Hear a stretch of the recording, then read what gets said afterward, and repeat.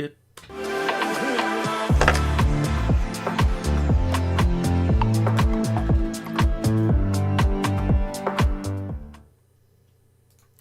And hello everybody, welcome to Life from Lockdown. This is week number 22. Can you believe that? I'm just going to tilt this monitor down. I feel like I'm off the top of that. There we go.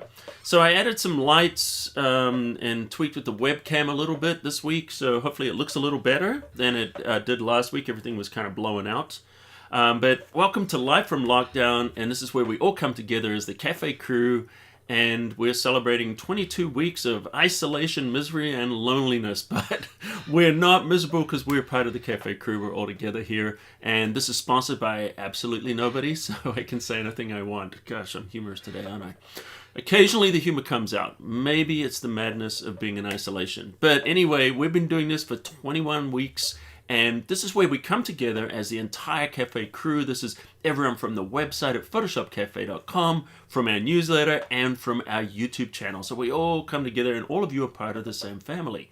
I don't know if any of you are on one and not on the other. Any of you just watch the YouTube and haven't gone on the website, or any of you on the website or only come on YouTube for Live from Lockdown. Either way is fine.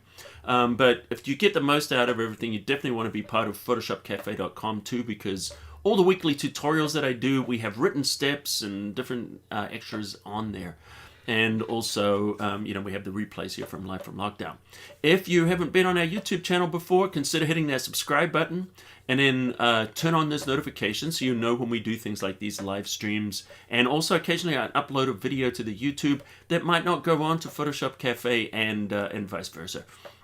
And if you are new here too, or just everybody, do me a favor, smash that like button just to send that out and get the algorithm going. Because everybody kind of takes a moment for everyone to kind of gather together here from, we send out to the social media and the newsletter and everything, and YouTube notifications to let us know. So anyway, I'm not going to waste a lot of time here with introductions. We're going to jump in and look at smart objects this week. In a little bit, we'll jump in to fix my photo, and at the end, we'll do our hangout where we chat and do all that good stuff. So just housekeeping stuff, just to let you know, this is informal, it's relaxed. We're going to be jumping through, and we're going to learn some really good stuff. But also, if you have questions, this is your chance to ask these questions live. If I'm doing something you don't understand why, or, ask the question. If there's something you're stumped on that has absolutely nothing to do with what we're doing, at the end we'll have the opportunity to ask all of those questions, and I'd love to have you field all of those. So without further ado, let's kick off 22 weeks of Live from Lockdown. Can you guys believe that? And right now we're already in August. Oh man, where's the year gone? But maybe this is a year that we can get through pretty quickly. All right, so smart objects. People have been asking me a lot about this, and I do have a good tutorial on there, and Bruce will post a link for you guys to just kind of bookmark that and check it out later. But right now we're going to go live through it. And there's a number of interesting things about smart objects.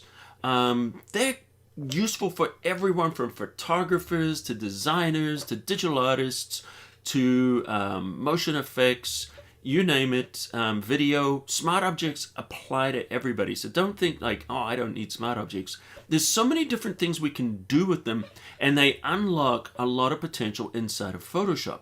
So what I'm going to do is I'm going to explain to you how they work and what we can do, and then we'll do some tips and tricks. There's always a tongue twister. Say that 10 times really fast while standing on your head. All right, so what we're going to do is, first of all, I'm going to show you the big advantage in working with smart objects. I'm just going to hit Control-0 because I want to go to full screen. Actually, that would be Control-1, Command-1. All right, so we're full screen, so this is just viewing everything nice and sharp. So one of the big advantages about smart objects is the ability to resize and scale things without them losing quality. And I just want to demonstrate this first. So, we thank you, Bruce, for that. Let's go back to our screen.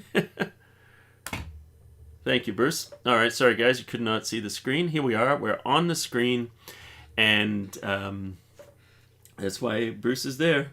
All right, so here we go. So right now I've got an image with a picture on top against the background.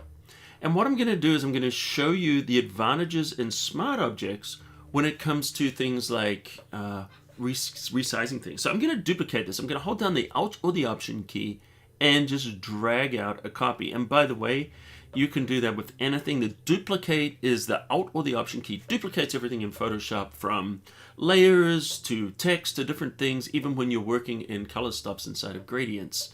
So it's a very useful keyboard shortcut, pardon me, to have. Okay, so we've got two of these particular images. It's just, two layers over here in the Layers panel. And to convert one to a smart object, what you do is you just select the layer, right-click on the name of the layer, and choose Convert to Smart Object. And then you get this funny little icon. And that icon tells you that you're in a smart object. Okay, now let me show you the advantages and disadvantages of the smart object. Now, this one here is the smart object. This one here is the image. Now, they look exactly the same, right? They don't really look any different. Now, this is what happens when we do things, compositing, designing, or just working. A lot of the time, we'll go in and we'll resize things. We'll make them a little bit smaller. Then we might decide, I want to rotate it a little bit. You know what? I'm going to rotate it back. Is this familiar with you guys? You ever done this before? And then you're like, what? Let me just put it back to the original size. And you hit enter and look at how much quality we have lost. And that's because when you're working on those pixels, every time you scale it or rotate it or do anything to it, you're doing what's called interpolation, where Photoshop has to rebuild those pixels. So it has to rebuild the image. And so we lose quality the more we size it up and back down again until it just becomes a blurry mess. And how many of you have worked on your photos, and I've seen it so often, I see beautiful images, composites, different things like that, and things are not crisp like this anymore. They start to get soft and mushy. And the reason they're getting soft and mushy is because we're losing quality. Those pixels are degrading the more we touch them, just kind of like enriched uranium. So what we want to do is we want to preserve them so they're nice and sharp, and we want our photos to stay nice and sharp, and we want all our objects to stay nice and sharp. So watch what happens. Let me just drop out another copy of this just so we can compare it. And let's go to our object. This is our smart object. And if I hit Control T, I'm going to shrink this down, just like we did with the other one. Let's do rotation. And in fact, let's go crazy. Let's flip this horizontally. Why don't we flip it, and we'll apply it to make sure that we're getting that happening. Let's hit Control T again. Why don't we flip this vertical and make it really small? All right, so this is definitely going to deteriorate the photo, right? And then we go around here, and let's go back up. And isn't that funny? If you rotate horizontally and vertically, it's the same as rotating. I just realized that. All right, and if we look at this here, look, it's now exactly the same. It hasn't lost any quality. Now, the first question people would say, like, well, why don't you just hit undo? Well, here we go. Look at this. It's not quite the same. It's a different size. And also, once you've saved your image out and then you open it, it's very difficult to do undo. And also, if you do 20 or 30 other things and then you decide to go back and change something later. Okay, that brings us to the second advantage of smart objects. Let's delete that car because it looks awfully mushy. And I'm going to delete this one. Let's go to our smart object right here. This is our one in the middle. The second thing is Re-Adaptability, or Non-Destructiveness. And there's some different things that we can do with this. Like, say for example, the most obvious one is when we run filters. Let me make a copy. And I'm going to right click on this copy and rasterize it. By the way, if you want to convert a smart object to a regular, you just right click on the name and choose rasterize. Rasterize means turn into pixels. So now this is back at the original image. All right, so the reason I'm doing this is I want to show you something. If I want to do, say, a motion blur, I'm going to choose filter, and I'm going to use a blur, and we're going to do a motion blur. So let's put this thing into motion. And we're going to go here, and we're like, you know what? That's pretty awesome. I really love this motion blur. Why don't I put it back? Now, of course, I can undo, but if I'd done other things, I would be tough out of luck, and this is what I would end up with. However, if I go to my smart object and I apply that filter, and by the way, the last filter, if you just click at the very top, applies the previous filter with the previous settings. So we can apply this to our object, and look at this, lo and behold, now we've got our same effect. The filter worked exactly the same, but this time we have this smart object attached, and if we turn off the smart filter, notice what we can do is we just go back to our original image. Oh, nice. So we're not losing anything. All right, but it gets even better than that.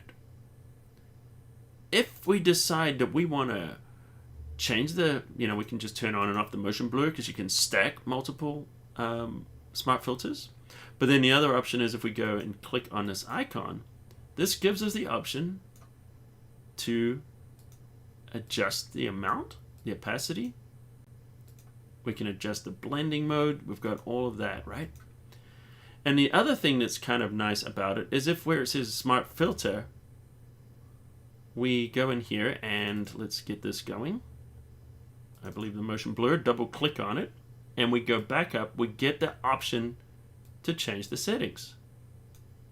So we can re-edit the filters after we've applied them. The way to do it is to go to the name, double click.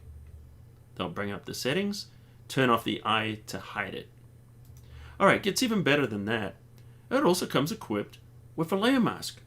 So that means if I grab a brush, and let me choose a black for the foreground color.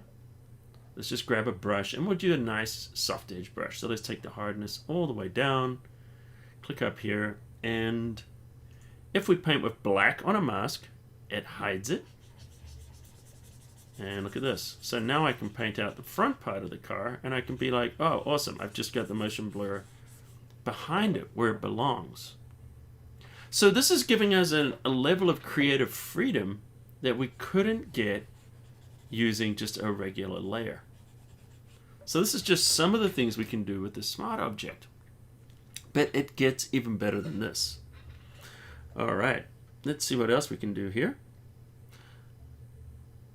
I'm gonna get rid of this because we don't need that. And why don't I just delete all of this, just go back to our original smart object. So let's disable, delete, clear smart filters. There we go. All right, so there we go. So see how you can just get rid of everything? And let me just hide that. All right, so there's other things that we can do. One of the things I really like about smart objects is the ability to create nested smart objects. But before we do that, let me show you something a little bit more specific for photographers, or how we can work with photos. So what I'm going to do is I'm just going to open up Lightroom Classic.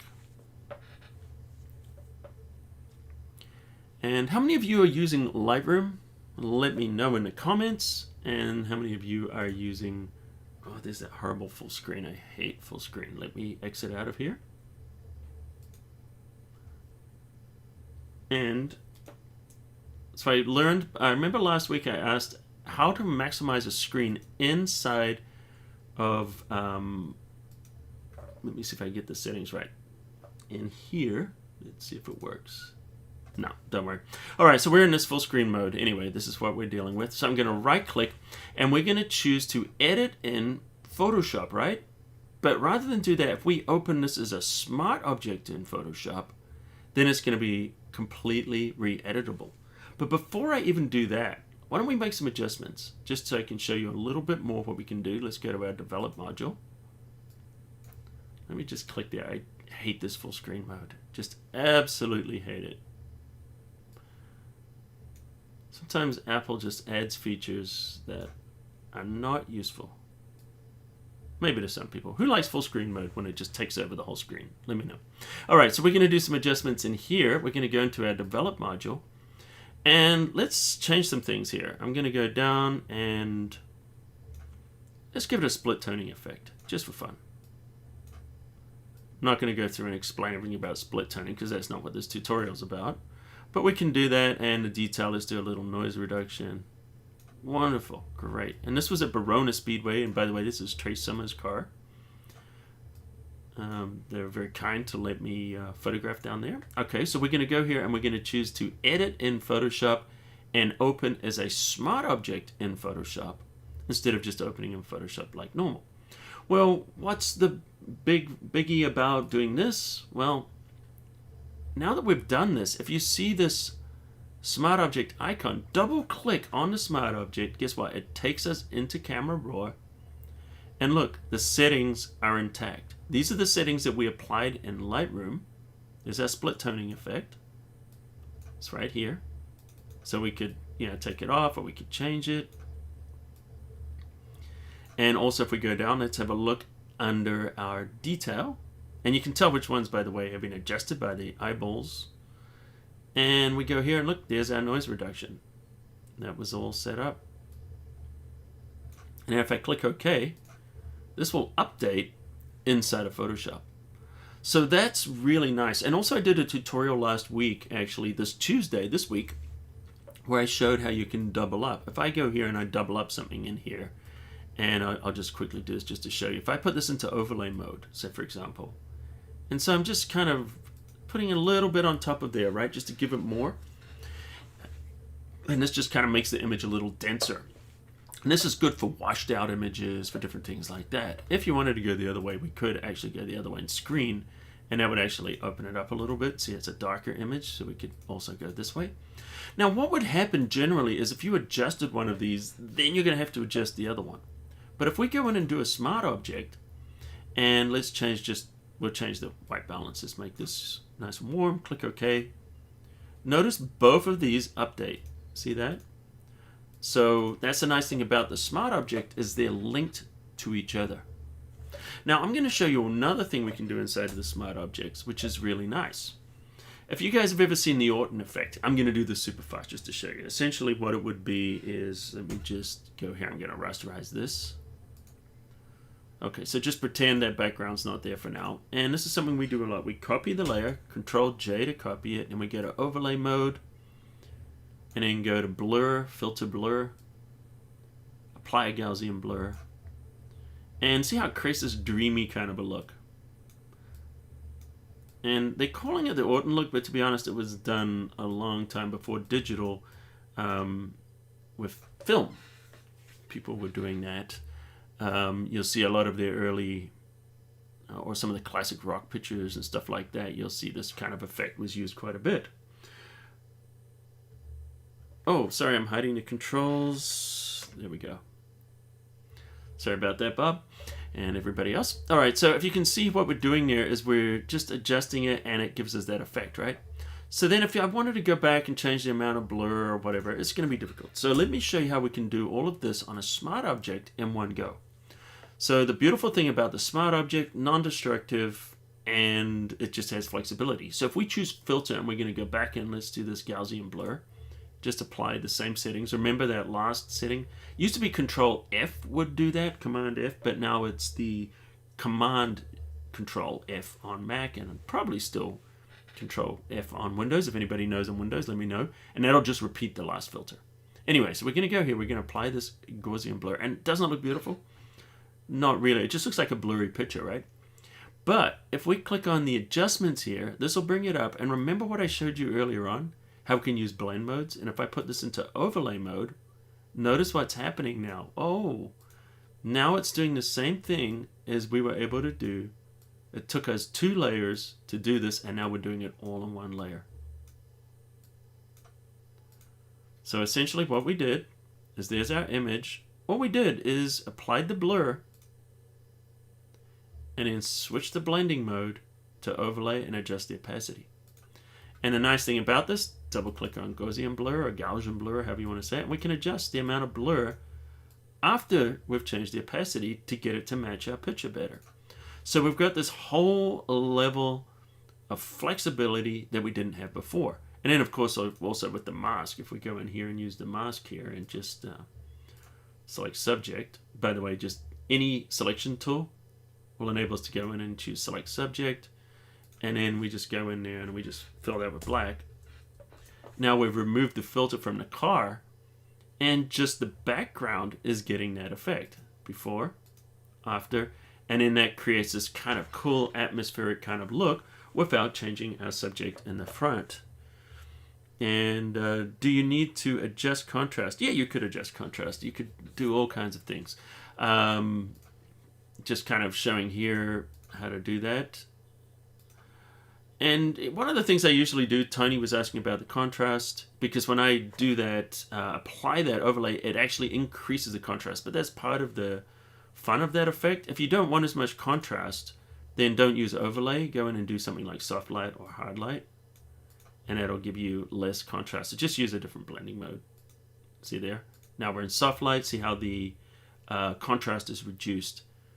So anything that you're doing here inside this section here, where are we? Overlay is going to do your 50% gray. Oh, I shouldn't be doing it on that layer. But if you look here, anything in here is going to lighten it. Anything in here is going to darken it. And anything in this section is going to increase contrast. So that's just like different blending modes. So the way I did it was overlay mode. And if you guys want to try different blending modes, you'll get different results. So if it's too bright or too dark, just try different blending modes and you'll find the one that's going to give you the result that you're looking for. All right, so let's go back here. And I'm going to go back to this again. And how does this all work? How does this magic work? I mean, we haven't even got through, we've got a lot more things I'm about to show you with smart objects. But the way this works is, Bruce, if you don't mind dropping the link to that tutorial again, this is, and I actually explain it with potatoes, maybe watching that video will help you understand it. But basically, a smart object is wrapping your object in something. So you take your photo or your layer, and by the way, it could be text, it could be vectors, it could be photos. There's PDFs inside of Photoshop. There's so many Illustrator documents. There's so many different things you can put into smart objects. And basically, anything you can put into a layer, video even, you're wrapping a container. You're putting it inside a container, and the smart object is a container. Let me just go full screen when I'm doing all this stuff with my hands so you guys can see. So the smart object is essentially, here's our photo, and we're wrapping it in that smart object. And then that means when we're scaling it, we're not scaling the original pixels. We're scaling the smart object, and that smart object links to the original. So the original is never being changed or altered. All we're doing is moving this container. We're making it larger or bigger. And then when we apply those filters, we're applying them to that container on the outside. So the smart object is an object. If any of you know anything about coding, I don't know like how many of you do, but an object is, has properties. Like a dog is an object, and it has properties. Like a dog has fur, it has legs. There's lots of different dogs. Some have 4 legs, some have 3 legs. Some have 2 legs. Some of them are green, some of them, well, if you dyed them in food dye, but some of them are brown, some are black, some are yellow. I mean, there's all kind of different colored and shapes and sizes of dogs. Some hairy, some less hairy. Those are all properties of the object. The object is the dog, the property is it's got red fur. Does that sort of make sense? So when we're applying a smart object, what we're doing is the object is now within that container, and we're changing the properties such as the blur, the size, the color. We're changing the properties of that smart object, which is affecting the object inside. So we're never changing the object. We're just changing, like a kid, like playing dress up, right? It's still the same child inside a monster suit, but they just happen to be wearing a monster suit. Once you take the monster suit off, it's the same kid. So same with the smart object. So it's the same pixels. You're just applying these different types of things. So I explained it in 2 different ways. Hopefully that kind of makes sense and resonates with you guys. Oh, thank you, Lynn. Lynn got it. Okay, thanks, Don. Don's got to run. And if you guys are new, you just joined us, welcome to Live from Lockdown. And why don't you guys, if you're liking what you're seeing right now, hit that like button. Really appreciate that. It just helps spread it out on YouTube so people know that this live stream is there. And if you haven't subscribed to photoshopCAFE yet on YouTube, just click that subscribe button right now, turn on notifications.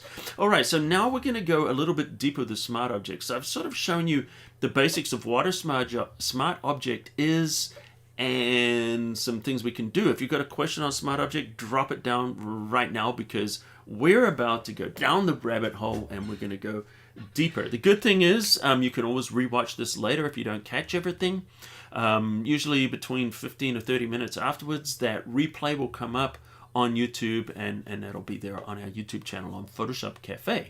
So if you just click the link to get here and you don't know how to get to the channel, just in YouTube you'll see the channel, and in fact I think there's even an icon on the page that has photoshopCAFE. That'll take you to our channel where all our videos and all different things are, and that's what the subscribe button is. The subscribe button lets you know when we put new stuff on there, because I realize not everybody here is familiar with YouTube. All right, so just looking here for some questions before we dive in, and we're going to move pretty quickly here into this. There seems to be some layer and edit adjustments I can't make in a smart. Yes, there are limitations to smart objects. One of them is you cannot directly edit the pixels. So that means if I go in here and I want to do something like I want to blur this thing, or I want to smudge it, so I'm going to grab my Smudge Tool. No can do. The international sign for nope is appearing, right? So that means, well, can't do that. But there's so many different ways of doing things. So if you wanted to smudge that, well, we could just go in here and we could go into Liquify. And in the Liquify tool, we can smudge it. I just always wanted to put that little fin on there. And look at that. See, we can do that because we applied that to the smart object. Now we can see Liquify, turn it off, goes back to the original, and there we go. So there's different ways of doing it. The other thing you can't do is you can't paint directly on here. If you grab a brush and you try to paint, no can do. But we have layers in Photoshop. So we create a layer and we can paint over the top. We can use, different blend modes with that layer. And if you want to clip it, hold down the Alt or the Option key. And now that constrains this within the boundary, look at that, within the boundary of the object. So this is giving us the same effect as painting. So when you're using a smart object, you just have to be a little bit more creative about how you're going to accomplish some of the things you're going to accomplish. Now, of course, there's still times when there's just no other way. And then when you're going to do that kind of work, what I would suggest you do is just wait, get all your filters, get everything done. And then if you have to rasterize it, hit Control J to make a copy, hide it, and then you can rasterize that layer and see how that just puts everything into that one layer. Rasterize means takes it out of the smart object, puts it back as a pixel, and it just applies the effects. So we can see that we've got that right there. See how that layer there looks exactly the same as all these layers underneath with the Liquify. Even the layer on top, see, the Liquify took when we rasterize it. So it applies all the adjustments. But then we also save that one underneath in case we don't need to go back further, we can. All right, let me show you. Let's go a little bit further now. I'm going to show you something else that's really nice about smart objects here. Let's move this over and we're going to copy it by hitting Control, just the Option key, and drag out a copy.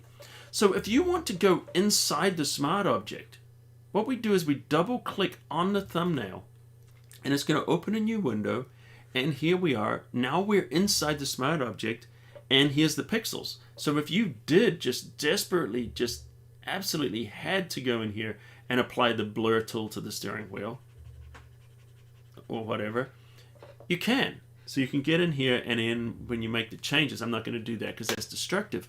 But why don't we do something like this? Change the color. We're going to go in here and we're going to change the hue saturation. So let's go into hue saturation, and right now we're going to change the color. So let's click on, well, actually we don't even have to do colorize. Let's just change the color here. Let's change the hue. All right, so we got a more interesting, well, that's kind of cool. I like that. All right, so we've applied this hue saturation adjustment layer, and all we're going to do is just save it, close it, and it says, do you want to save? You say, yes, I do want to save, and voila, look at that. There we go. And notice, because the smart objects are linked, that it's going to change all of them.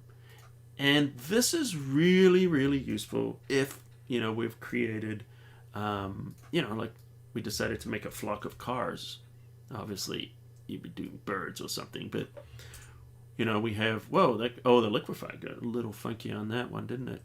All right, so I would probably, in order to fix that, why don't we turn off that liquify? Yeah, let's do it there. We'll just resize this. Click there, and then I'll just turn off the liquify. There we go. So we can start to make these, different cars, and then what happens is when we do that, we change one, we change them all. And so this can be useful. Can you imagine the uses you have of this, when you're creating, all kinds of things. You're multiplying or duplicating things. And so we don't want this. We can click on any of these smart objects, double click on it, it'll take us in here. Let's get rid of that, save it, close it, and look, they all update. So that's really useful. But what if we want to have one that's different than the others? Anyone play Pokemon? You want a shiny? I'll show you how we can do that. Rather than duplicating there, what we do is we right click, and then we do new smart object via copy.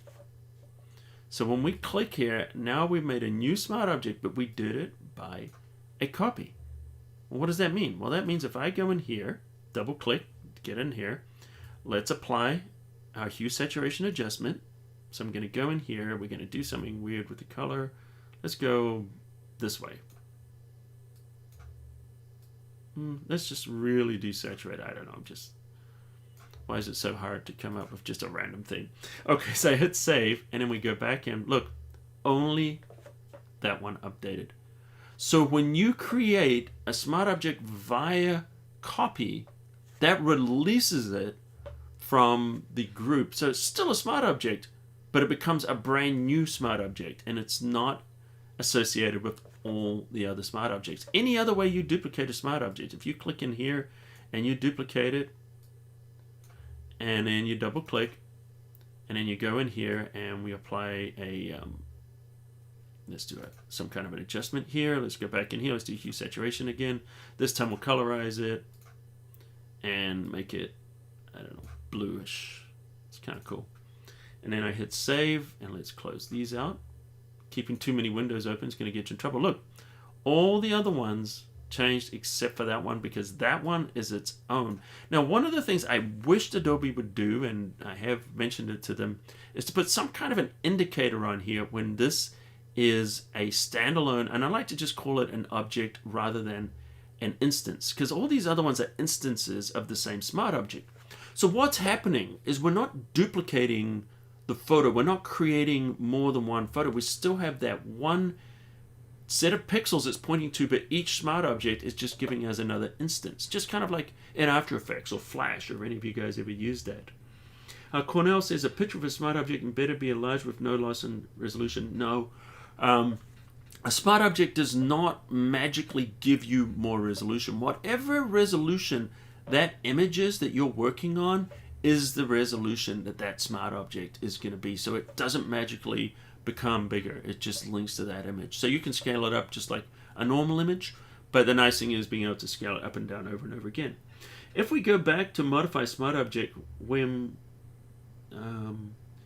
if we want to go back to modify smart object, then we shouldn't create a stamp layer.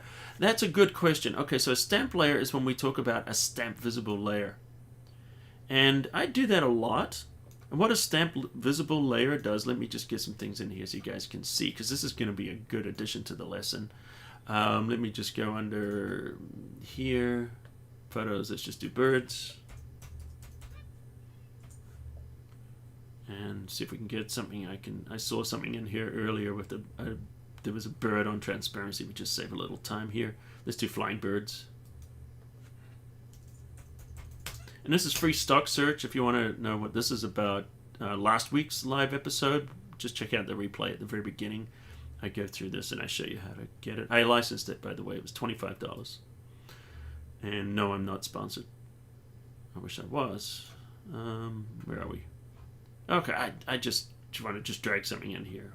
For some reason I had cut out birds earlier. Let's just drag this in here. That'll work. Double click. Alright.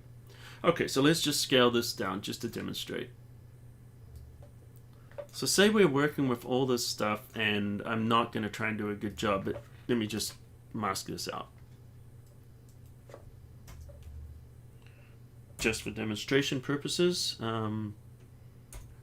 Okay, so we just kind of got that bird. So, okay, so we're sitting here, we're working on some kind of a merging thing where we're creating, this is like a Doctor Who episode with all these flying cars with no drivers. But anyway, stamp visible, he's talking about is when we select everything here and we hit the Avengers, which is Shift Option Command, and that would be Shift Control Alt on Windows and the E key. And then what it does is it creates a layer on top that contains everything in all the layers. So if I hide all these other layers, all the layers are hidden. Notice we have exactly the same thing. Show hide all other layers, hide that, it's identical. But you get everything on that one layer. And this is something we do a lot when we're going to go into Camera Raw or whatever, things like that. Now, the thing is we don't need to do that. We can go in here, select everything, make sure you don't have a background, otherwise it won't work. Right click, convert to smart object, and now we've got the same thing. I can go in here, filter, I can go into Camera Raw, make some adjustments. Let's do our highlights, shadows, you know, put some color in here, whatever we're trying to do here. Let's do some split toning, just because it's stuff that you can easily see happening. There we go. Do something weird in the shadows. There we go. Easy to see what's going on, right? Click OK. And so we're applying all the layers together. So now what does this do? Should we even do stamp visible? To be honest, a lot of the time, no. Unless you want the flexibility on the object. The problem is if you want to you're just trying something and now I want to go in here, I can't. But if I double click in here, go into the smart object, look at this. This takes me back to the original document. So we just opened up that smart object. I told you we're going down the rabbit hole.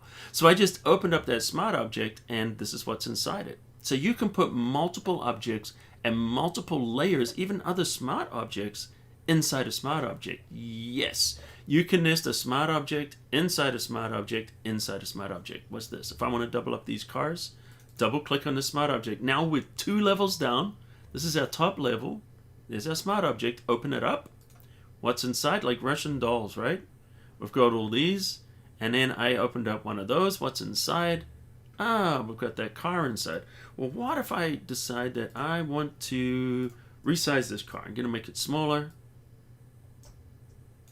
And I'm going to make a copy. And I'm going to make this one smaller. Cool. Hit save. Watch what happens. Whoa, now we've got cars everywhere.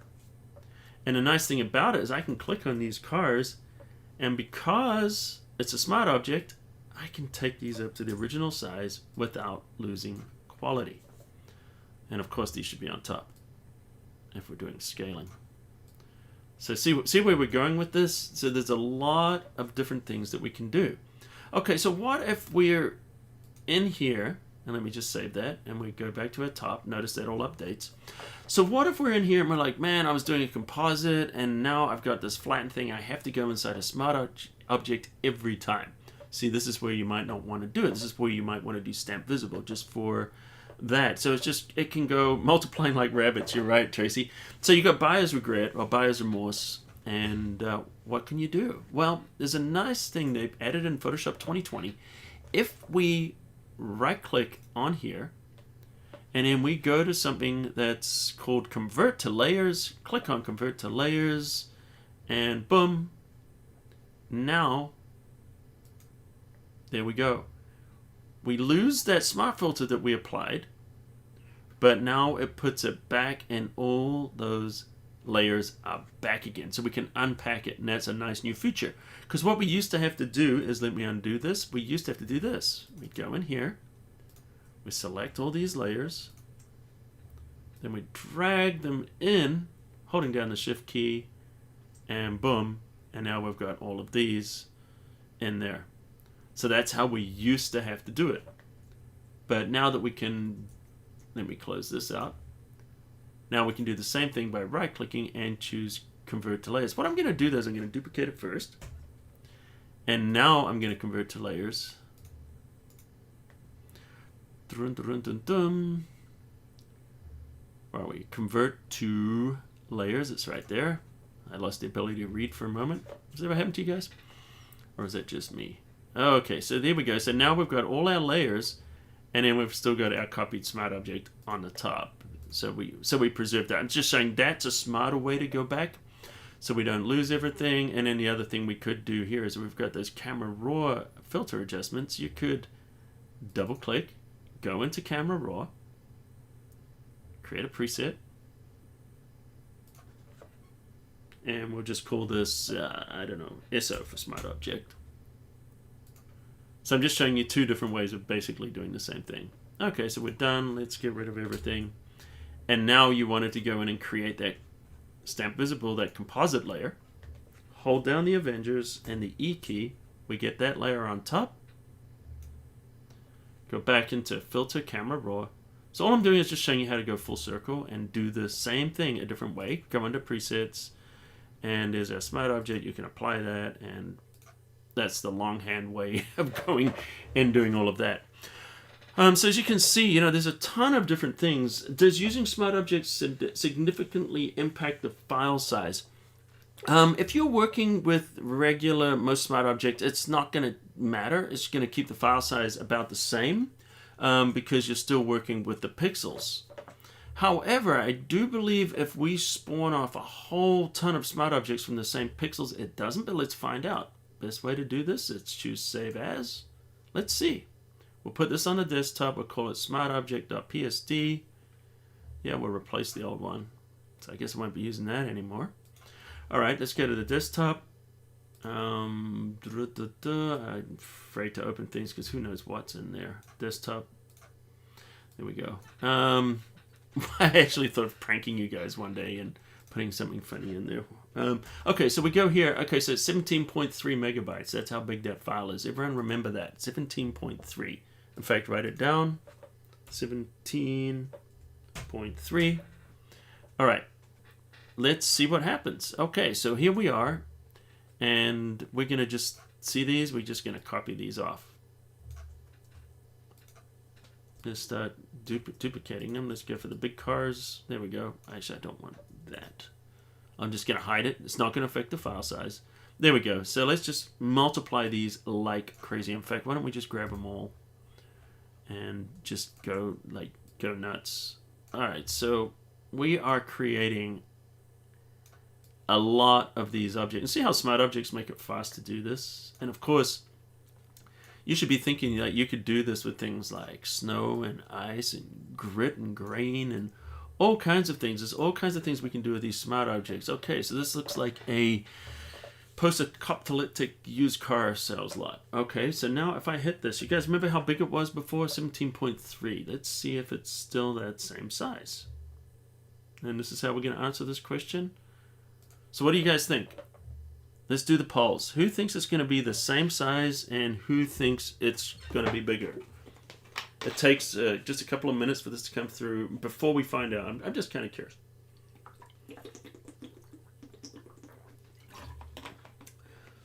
It looks like the 405 and LA traffic jam. Yep. Looks like the 405 on a good old regular day. So Bob says same size. Tracy says bigger. I'll wait for 3 more votes. Who's the tiebreaker? Come on, one more. We need a tiebreaker. Bigger. Okay, so 2 for bigger, 3 for bigger, 4 for bigger. Okay, everyone's going bigger, same, bigger, of course, bigger, bigger, bigger, 10% bigger. All right, you guys ready? Let's see how big this is. And honestly, I don't know. I haven't even tested this, so I'm going to be as surprised as you guys. My guess is maybe slightly bigger, but I'm hoping it's the same. Okay, so let's let's have a look. And let's have a look. What did I do? File info. Here we go. Get info. 97. Okay, so it got bigger.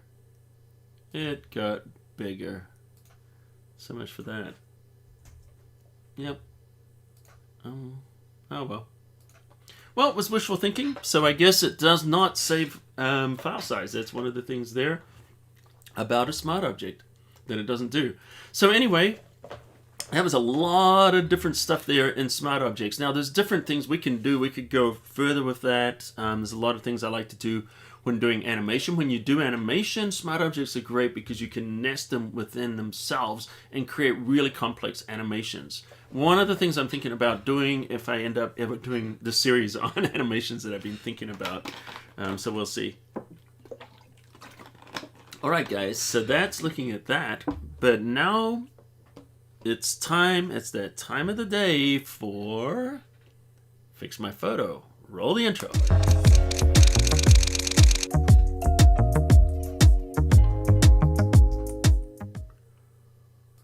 And here we are. Time for Fix My Photo, and these are submitted by you guys. And this is this week's submissions, and we have last week's submissions in another folder. And throughout time, I'm going to go through it, and we're going to use a lot of them. But if you guys want to submit your photos, this is how you can do it. It shows right there. It's on your screen. You want to upload it to fixmyphoto.net. And that's just a Dropbox link. And if you want to put in a RAW file, it's definitely preferred. If you don't want to use a RAW file, you can use a JPEG, but make it at least 2,000 pixels. Original resolution is preferred. The larger the files, the better it is for me to edit. And also, I prefer, if you can, please, not edited photos, because when you send your edited photos already, there's not really much for me to do. If you want to share your photos, we have a Facebook group, and I don't know what the link is. Bruce, if you have the link for the Facebook group, let me know. If you don't, I'll have it. If you want to share your photos, share it in the Facebook group, and we can look at them and do stuff like that. And maybe we might start a section here. It's actually might be kind of fun in the future. What do you guys think about that? If we do maybe take 5 minutes each week and maybe look at some of your guys' images. We could either just make it a show and tell, or we could make it just a critique. Let me know in the comments what you guys would like to see for that. If that's something you think would be a good segment in addition to this. But if you want me to work on your photos, upload them, fixmyphoto.net. There's all the stuff on there. Put your name in the file name so we know it's yours, and maximum of 3 submissions per week per person. And there we go. Bruce has got the link there for the Facebook group. I will accept you right after we finish with Live from Lockdown. All right, so we got some things here. Start by fixing my hair. I wish I could fix my hair, but this is real life, and this is what I got. Yep. Look at that. Looks great. What are you talking about? It's perfect. All right, so we got some different things to do here. Why don't we start here with Renell uploaded this JPEG. And I'm going to double click on this because the issue we have here that a lot of us deal with is the shiny. Look at the shiny skin. So this happens when we're shooting with light that's not diffused. Probably an on-camera flash is my guess, or something close to that. Show my screen. Thank you, Bruce. Let me go to that. I'll get used to all this stuff at some point, guys. All right. Oh, by the way, guys, I updated the settings this week. I'm curious if it makes any difference. So the settings were set at 720 in the past, and this week I'm experimenting with 1920 by 1080.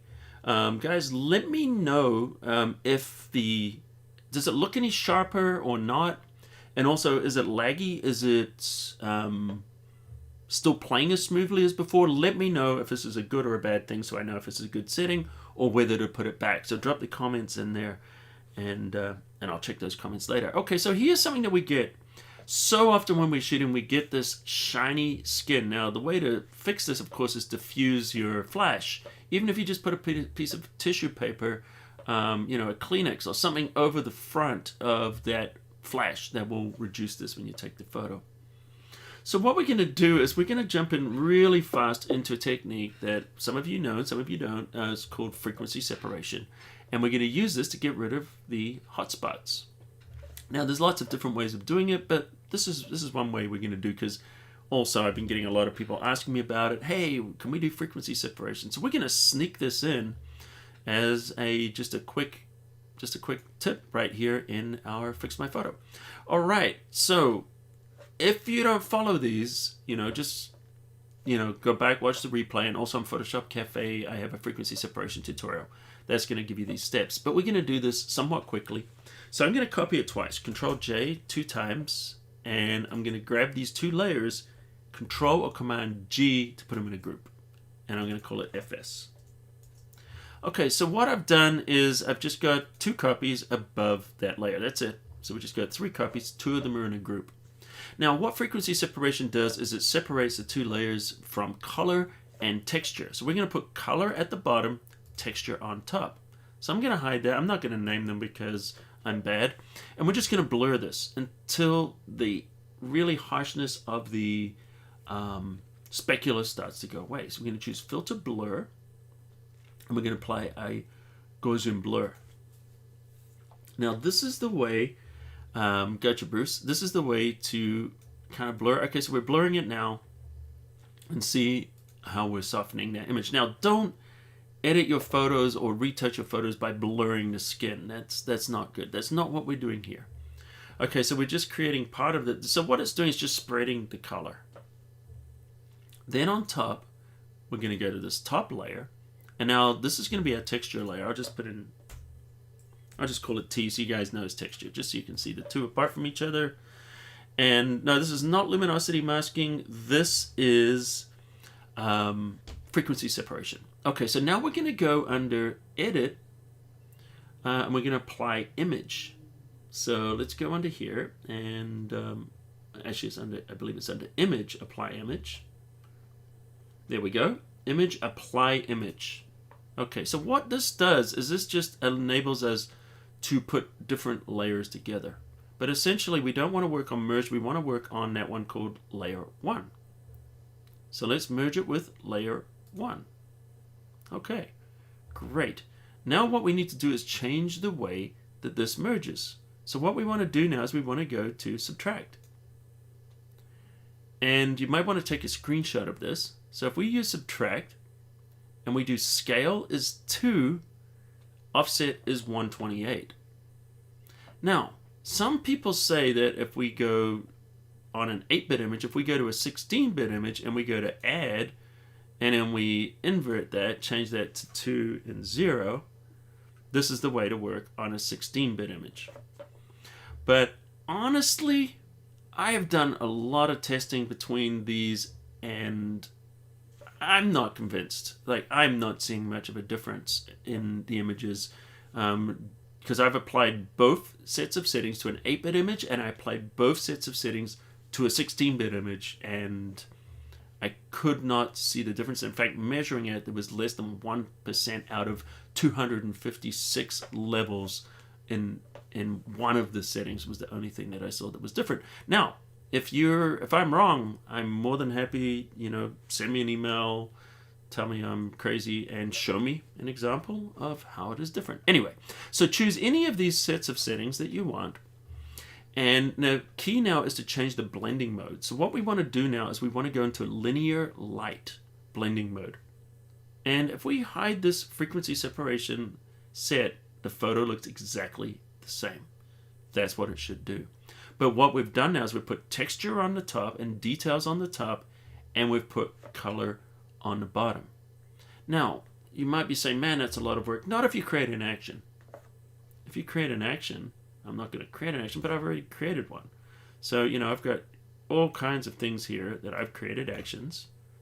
And I don't want to pimp my stuff out, but I will say I created a course. It was a 2 or 3 hour course on actions. That's on photoshopCAFE if you want to check that out. But here we go. I've got frequency separation action. So if I ever want it, all I do is just go there and hit the play button. So do it once, save it, and I also have things in there too. Someone mentioned luminosity masks. I have a luminosity masking action as well. So just create these as actions, and then it happens almost instantly. All right, back to reality. What we want to do is we want to soften these areas that are just hit too much. So the way to do it, or at least how I do it, is I grab a brush, and there's lots of ways to do it. I see some people use the lasso tool, which is probably the most common method, is using the lasso tool.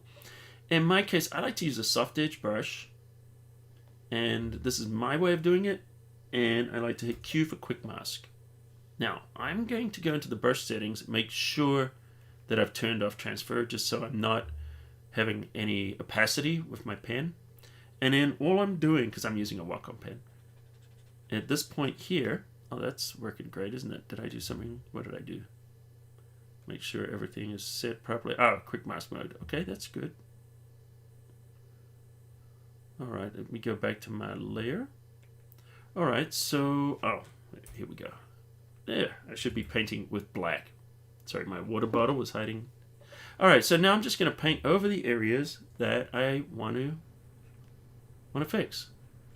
And the nice thing about using the quick mask is that now I'm just going to do the hot spots. I'm not going to try. You can use this for skin smoothing and different things like that, but I'm not going to do that. And if I just choose filter blur, and then we hit a Gaussian blur, I'm just going to soften that a little bit more. Soft edge brush does a lot of this, and it just blends in nicely, which is one of the other reasons I like to use quick mask rather than the lasso tool. And then if I hit Q, now I've got my selections, and all I need to do now is just blur on this blur layer. And what it's going to do is it's going to protect the texture on top, and it's going to blur the color underneath. So if we choose filter blur and we go Gaussian blur, you can see how it's reducing this maybe a little too much. So I'm going to go just a little subtle on here. I'm not going to get too crazy. That's probably too much there. And click OK. Control D to deselect. And if we look at this, there we are before, and there we are afterwards. And you can see that I smoothed that off. Now I could apply that much heavier. So it's subtle before, after, but see, it doesn't look like those glaring hot spots anymore. Now if you wanted to make it, reduce it even more, just apply more blur. But I like to be a little bit more subtle in my adjustments there. And what happens if I Control J? It doesn't do anything. I didn't think so. All right, great. So hopefully that was useful for you guys. And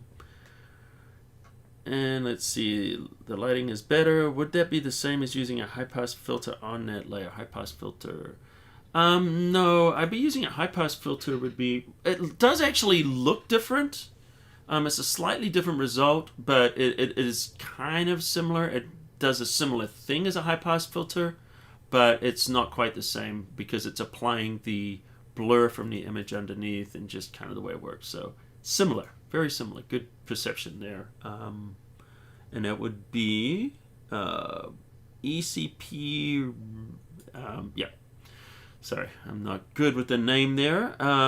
See you later, Padme. All right, so why don't we look at another picture here? I'm going to look at this one here, and this will be the final thing we're going to do inside of this week's Live from Lockdown.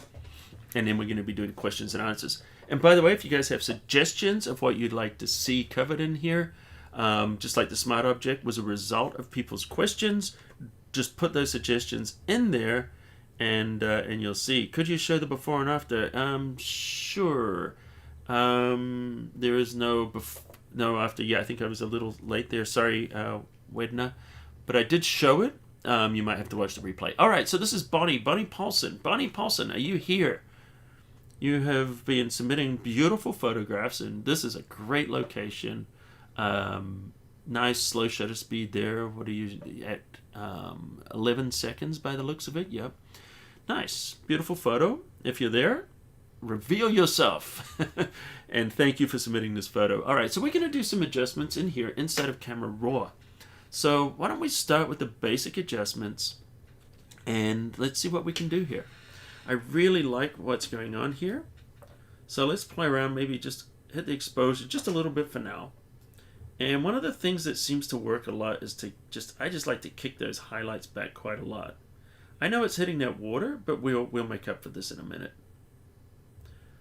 Yeah, it's affecting the rest of the image. Now, of course, we could just paint the rest of the image, then the highlights, but we'll come back to this. Okay, so let's hit the shadows, and we're going to open up those shadows a little bit and see how it just kind of opens up the detail here. I'm looking at the tree trunks right now. Can you submit? Yeah, sure. Submit composites to fix my photo. Though it's harder for me to do anything with them because if they're already done, if you give me a layered file, maybe we can play with them. And also you can upload a text file if you have instructions for me or something that you're looking for. And the magenta comes from the ND filter. Good to know there. And of course we can counteract that by moving to the left. but I kind of like that little bit of magenta, and it's kind of nice. But the other thing you can do is you can grab your white balance tool and just click on a gray rock there, and that will set the white balance. And that actually looks pretty good. I think we'll go with that.